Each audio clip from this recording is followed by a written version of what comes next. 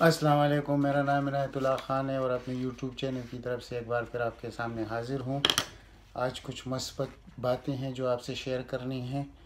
तो सबसे पहले मुस्बत बातों से शुरू कर देते हैं तो आप भी खुश रहेंगे और इंशाल्लाह वीडियो आखिर तक देखिए और आपको बहुत जो पीटीआई के लोग हैं उनको बहुत खुशी होगी इन बातों से। तो इसलिए मैं शुरू करता हूँ अच्छी ख़बरों से। तो 50 MPS जो उस्मान बुज़दार को मिले थे उसका आखिरकार नतीजा निकला और नतीजा ये निकला कि उनकी बातचीत कामयाब रही। ये और फिर उसके बाद ये मुलाकात दोबारा जब हुई तो फवाद चौधरी के साथ हुई और फवाद चौधरी के साथ मुकम्मल यानी इख्तितामी बात हो चुकी है कि न हम बजट से गायब होंगे, न बजट में हुकूमत की मुखालफत करेंगे और इंशाअल्लाह बजट भी कामयाब कराएंगे और इसी पार्टी में रहेंगे, कहीं नहीं जाएंगे। और हमारा लीडर ही इमरान ख़ान होगा और आइंदा भी हम इमरान ख़ान के साथ रहेंगे। ये 50 MPS में से अक्सरियत उन लोगों की है, उसमें से यानी 12 से 13 लोग जो कहते थे कि ये जहांगीर तरीन ग्रुप है, उनके थे। यानी जहांगीर तरीन के मशवरे से और जहांगीर तरीन के मशावरत से ये सब कुछ हुआ है। और जहांगीर तरीन भी ख़ुद कहने लगा है कि मैं इमरान ख़ान के ख़िलाफ़ कभी सोच भी नहीं सकता कि उसकी मुखालफत में कहीं खड़ा हो जाऊँ। तो ये एक बम गिरा है अपोजिशन पर, क्योंकि आपने PDM का नतीजा निकला, क्या निकला? ज़ीरो। सब कुछ वो करते रहे, मुल्क में एक भूचाल सा कायम करने की कोशिश करते रहे ताकि इमरान ख़ान मायूस होकर और ख़ुद ही छोड़ दे, लेकिन ऐसे होता नहीं है क्योंकि इमरान ख़ान जिस शख्स का नाम है वो तो चैलेंज कबूल करने वाला शख्स है, वो तो किसी का लिहाज करने वाला नहीं है और न घबराने वाला है, न चैलेंज को छोड़कर मैदान से भागने वाला है। तो वो तो लोगों ने भी देख लिया कि जो कुछ उन्होंने 6-7 महीने किया आखिर में इनको क्या मिला। ये आपस में तकसीम हो गए और आपस में ये एक किस्म के सियासी दुश्मन बन गए। तो वो आपने वो सब कुछ देख लिया। फिर उनको जहांगीर तरीन की शक्ल में एक ज़बरदस्त मौका इन्होंने गनीमत समझा कि बस अब हमारा काम होने वाला है, अब इमरान ख़ान ने नहीं रहना। इंशाल्लाह जो कुछ हम नहीं कर सके हम जहांगीर तरीन के थ्रू ये करके दिखाएंगे। तो वो तो हो नहीं सका क्योंकि इतना आसान, मैं जब पहले भी इलाज आप देखते रहे हैं तो उसमें आपने देखा होगा कि मैंने उस वक्त भी कहा था इतना आसान नहीं है। अगर इतना आसान होता तो फिर इमरान ख़ान जिसका नाम है वो तो ख़ुद ब खुद असम्बलियाँ तोड़ कर, मैंने यहाँ तक कहा था कि असम्बलियाँ तोड़ने का सोच रहा है और वो भी हकीकत थी कि मैं किसी के ब्लैकमेलिंग में नहीं आऊँगा, न मैं किसी को इनारो दूँगा, न किसी की सिफारिश करूँगा। जो कानून कहेगा वही होगा, मेरा किसी से कोई वो नहीं होगा, मेरी तरफ से किसी को रिलीफ नहीं मिलेगा नाजायज़ कामों में। तो वो तो अपने बात पे अटल रहा, कायम रहा। लेकिन दूसरी तरफ आपने अपोजिशन को देखा तो वो बिखर गए, वो जैसे कि वो तस्बीह के दाने बिखरते हैं इसी तरह बिखरते रहे, तो उनमें भी कामयाब नहीं हुए। तो अब उन्होंने इदारों का सहारा लेना शुरू कर दिया। अब इदारों का सहारा कैसे लेना शुरू कर दिया ये आप ज़रा समझिए।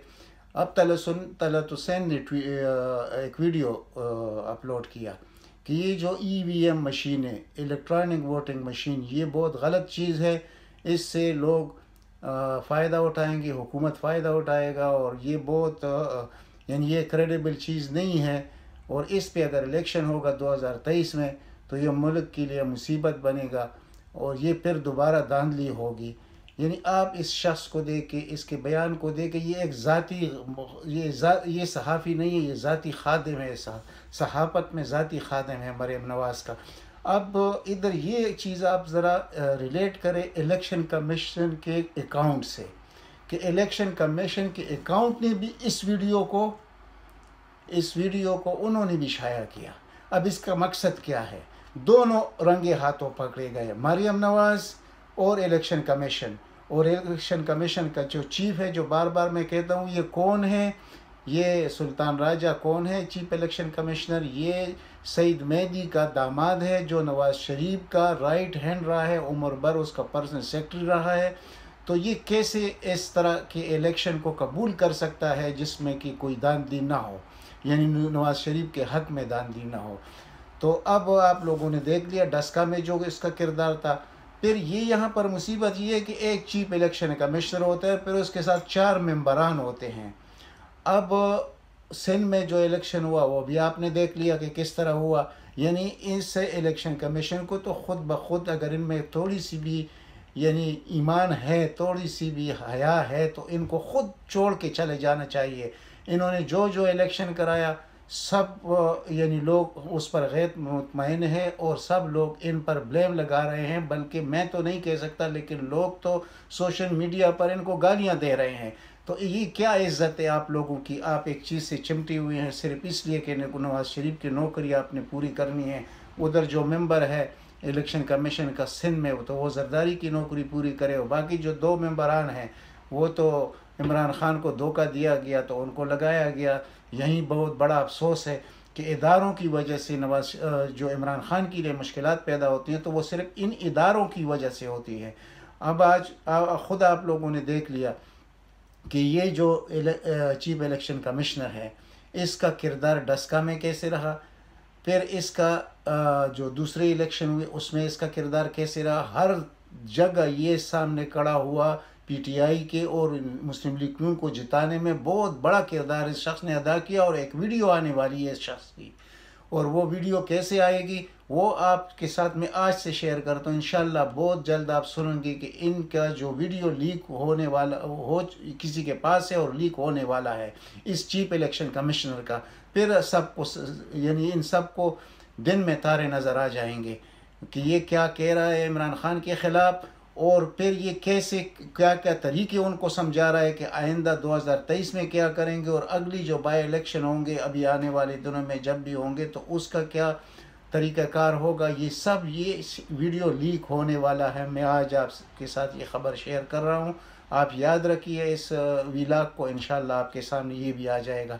तो अब जब हम गिला करते हैं कि इमरान खान डिलीवर नहीं कर सकता, वो भाई जितनी भी आईनी इदारे हैं वो सब के सब इमरान खान के दुश्मन है और इन लोगों के ग़ुलाम है और उनके ज़ाती नौकर है। तो लोग फिर कहते हैं कि आप बिजी लैंग्वेज इस्तेमाल करते हैं। भाई हर इंसान की जज्बात होते हैं, जब किसी ना हक चीज़ को देखते हैं तो ज़रूर कोई बात मुंह से निकल सकती है, लेकिन हम खुद कोशिश ज़्यादा करते हैं कि ऐसी कोई बात ना हो। लेकिन जब इस किस्म की चीज़ें आप देखते हैं कि एक शख्स जिसका नाम तलत हुसैन है वो एक वीडियो करता है और वही वीडियो जाके इलेक्शन कमीशन के अकाउंट से फिर दोबारा वो वही रिलीज़ होता है, तो इसको आप क्या समझेंगे? यानी वो एतराज़ करता है कि ईवीएम मशीन नहीं होनी चाहिए। उनको पता है कि जब ईवीएम मशीन होगा तो हर हल्के में जो 10 से 15,000 और 15 से 20,000 जाली वोट है वो तो ख़त्म हो जाएंगे इनके, तो इनका तो चांस ही ख़त्म हो जाएगा, क्योंकि अवाम में जो मकबूल लीडर है तो वो तो इमरान खान है, इनको तो वोट पड़ने नहीं है। और फिर उसके साथ जो दूसरे मतलब ओवरसीज़ का वोट भी शामिल किया जाए तो ये तो 2/3 मेजॉरिटी से वापस आएगा, क्योंकि जितनी भी मुश्किल हालात इस मुल्क पर गुजरे हैं और इस अपोजिशन की वजह से, दुनियाई हालात की वजह से, कोरोना की वजह से बहुत कुछ है, आप लोगों को सब मालूम है। तो जब भी टेक आपकी पोजीशन में ये हुकूमत आती है तो उल्टा कुछ ऐसा काम हो जाता है कि एक पोजीशन जो कि हुकूमत ने बनाई होती है और आवाम को रिलीफ मिलने वाला होता है तो कुछ ना कुछ हो जाता है। तो आवाम अब इन चीज़ों को समझ चुके हैं कि इस आदमी का नीयत इरादा क्या है, तो ये बहुत बड़ी बात है, अवाम इन चीज़ों को समझते हैं। अब आप बाहर ममालिक में जितने पाकिस्तानी हैं उनको सुने, वो कहते हैं जैसी भी हो, अगर चीनी 1,000 रुपये किलो भी हो जाए तो तब भी हम इमरान खान से पीछे नहीं हटेंगे। अब इनके लिए तो ये बहुत बड़ा मसला है कि एक तरफ ओवरसीज़ का वोट इस्तेमाल हो और दूसरी तरफ ईवीएम मशीन इस्तेमाल हो, तो इनके जाली वोट भी चले गए और ओवरसीज़ की वोट जब आएंगे तो उससे तो 40 से 50 हल्कों तक इमरान खान को वो मिल जाएंगे, क्योंकि ओवरसीज़ में तो 95% लोग इमरान खान को चाहने वाले हैं। अब ये इसके लिए कोई तरीका इस्तेमाल करेंगे इलेक्शन कमीशन के साथ मिलकर, लेकिन इस इलेक्शन कमीशन को लोग माफ़ नहीं करेंगे। मेरी ये बात आप याद रखें। इनको लोग इनका वो हशर करेंगे, ये किसी को मुंह दिखाने के काबिल नहीं रहेंगे और ये पागल हो के इस दुनिया से चले जाएंगे। इनका मैं इतना ही कह सकता हूँ, कोई और गलत लफ्ज़ इस्तेमाल करने की पोजीशन में नहीं हूँ। तो अब ये दो चीज़ें जो हुई है दो दिनों में आप लोगों ने देख लिया कि एक तरफ उस्मान बुज़दार की मुलाकात हुई है जहांगीर तरीन ग्रुप के साथ, तो पहले भी मैं यही कहता रहा हूँ कि इस तरह पोजीशन कभी नहीं बनेगी। ये बहुत बड़ा जुआ है, ये जुआ जहांगीर तरीन खेल नहीं सकता और इंशाल्लाह वो कुछ होगा जो इंशाअल्लाह इमरान ख़ान के हक़ में जाएगा।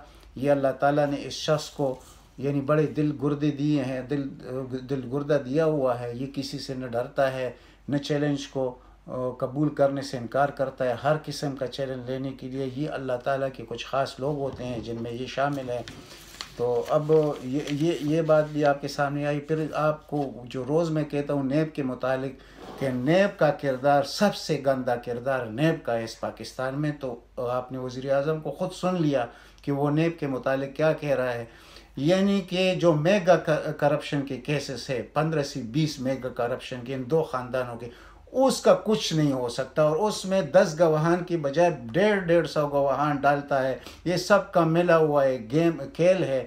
यानी एक तरफ अदालत है, वो भी उनको कहता है आप डालते रहो जितने ज़्यादा गवाह डाल सकते हो ताकि हम इसको लिंगरान करते जाएं। तो वो बात भी आपके सामने आ गई जो मैं हर व्लॉग में आपके साथ ये जिक्र करता हूँ ताकि हकीकत आपको मालूम हो, यानी और आप लोगों को ये बात हक़ाइक़ बयान कर सके। मैं इसलिए रोज़ ये बात करता हूँ। तो आप आज तो वज़ीर आज़म ने ख़ुद कह दिया, वज़ीर आज़म के बयान आपने सुन लिया जो नेब के मुतालिक उन्होंने एतराफ़ किया कि हाँ ये जो कुछ हो रहा है नेब की वजह से ये लोग छूट रहे हैं अदालतों से और ये इनका मिलाप है।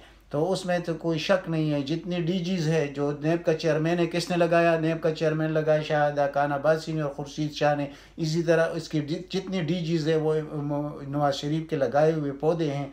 अब वो कैसे नवाज़ शरीफ को डिरेल कर सकते हैं और हक़ का साथ दे सकते हैं? हक़ का साथ वो देंगे तो नवाज़ शरीफ ये तो कभी भी, मैं बार बार जब कहता हूँ अदलिया की तरफ जब बात करता हूँ कि अदलिया को देखना चाहिए कि ये नेब को देखना अदलिया का काम है, ये वज़ीर आज़म का काम नहीं है।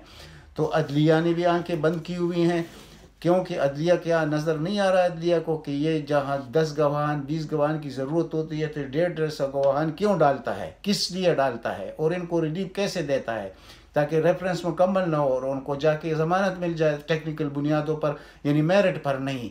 ये सब कुछ आप लोग देख रहे हैं। आपने वज़ीर आज़म को भी सुन लिया और मेरी जो व्लॉग्स है वो सब आप प्लेलिस्ट में देख सकते हैं। जो बार बार मैं जिक्र करता हूँ, ये नहीं कि हमारे पास और बातें नहीं हैं, लेकिन जो बुनियादी चीज़ें हम आपके सामने वही रखना चाहते हैं ताकि आम आदमी तक हक़ाइक़ पहुँचे।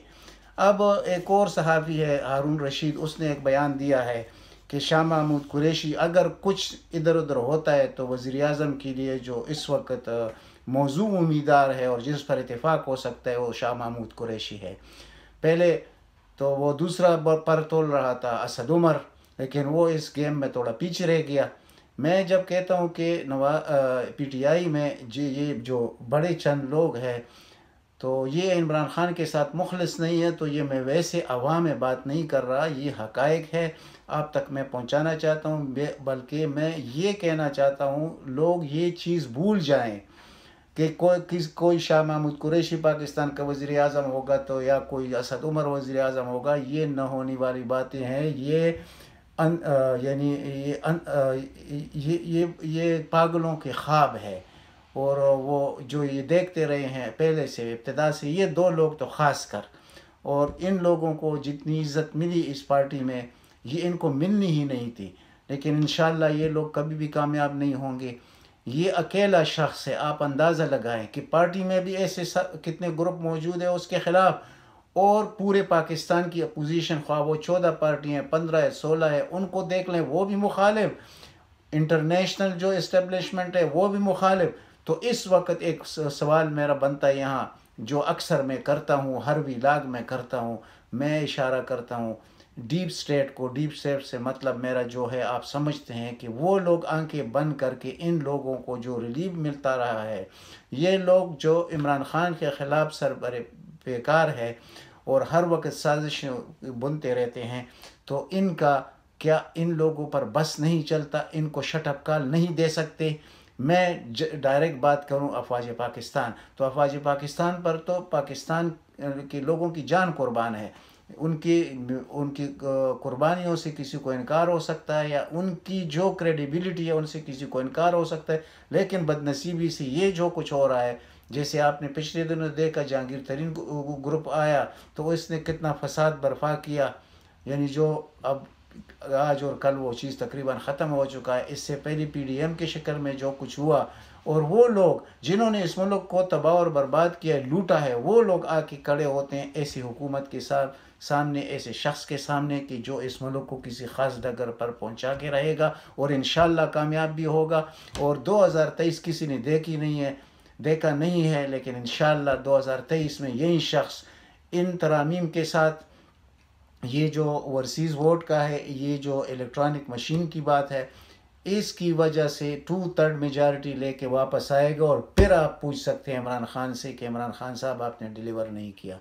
लेकिन इस वक्त जब आपने उसको सिंपल मेजॉरिटी भी नहीं दी है, उसके पास यानी इत्तेहादियों का वो यानी हर वक्त इत्तेहादी एक तरफ से कोई निकल के आता है, किधर से काफ लीग निकल आता है, कहीं से MKM निकल आता है, कहीं से वो मैंगल टाइप के लोग निकल आते हैं। तो अब ऐसी हुकूमत को, ये तो पहले दिन हम कह रहे थे कि जब इलेक्शन हुआ और इमरान खान को 116 नशिस्तें मिली, तो 116 नशिस्तों के साथ उसने कैसी हुकूमत कायम करना था, इन्हीं पांच पार्टियों को मिलाकर, तो सिंपल मेजॉरिटी तो उसको मिलने वाली थी। लेकिन उस वक्त की chief election commissioner justice Raza Khan ने जो किरदार अदा किया, 22 नशिस्तें PTI के उसने मार दिए थे उसी रात 3 घंटे के लिए, जब सिस्टम उसने डाउन किया था। तो उसमें से 22 नशिस्तें, वो मैं हर विलाग में आपको समझाता रहा हूँ, ताकि इस शख्स को सिंपल मेजॉरिटी न मिले। अगर ये सिंपल थर्ड को तो छोड़ दे, वो तो कुछ और होता फिर इस मुल्क में। आज पाकिस्तान कहाँ से कहाँ होता, ये बदनसीब मुल्क इन चंद लोगों की वजह से, जिसमें ऐसे चीफ इलेक्शन कमिश्नर शामिल होते हैं जैसे जस्टिस रजा खान है, जैसे मौजूदा चीफ इलेक्शन कमिश्नर है, जैसे मौजूदा नेब का चेयरमैन है, जैसे मौजूदा अदलिया में लोग हैं नवाज शरीफ के और मुखालफत में खड़े हैं, यानी जस्टिस काजी फायजीसा की मिसाल आपके सामने मौजूद है। तो और फिर मेजॉरिटी भी ना हो और फिर एक ऐसे शख्स को खड़ा रहना, ये ख़ुद एक बहुत बड़ा यानी इनाम है इस शख्स के लिए और बहुत बड़ी हिम्मत है। और इस शख्स, ये इससे बढ़कर बहादुरी कोई और क्या हो सकती है कि सब कुछ हर पत्थर उठाएंगे तो दुश्मन निकल आएगा। तो ऐसे में इस तरह मुकाबला करना ये किसी और शख्स का काम नहीं था, ये सिर्फ इमरान खान का काम था। अल्लाह ताला आप सबको अपने हिफ्ज़-ओ-अमान में रखे। गुजारिश है इस चैनल को सब्सक्राइब करें, वीडियो को ज़्यादा से ज़्यादा शेयर करें, लाइक करें, ताकि आम आदमी तक मेरी बात पहुंच सके। वस्सलाम।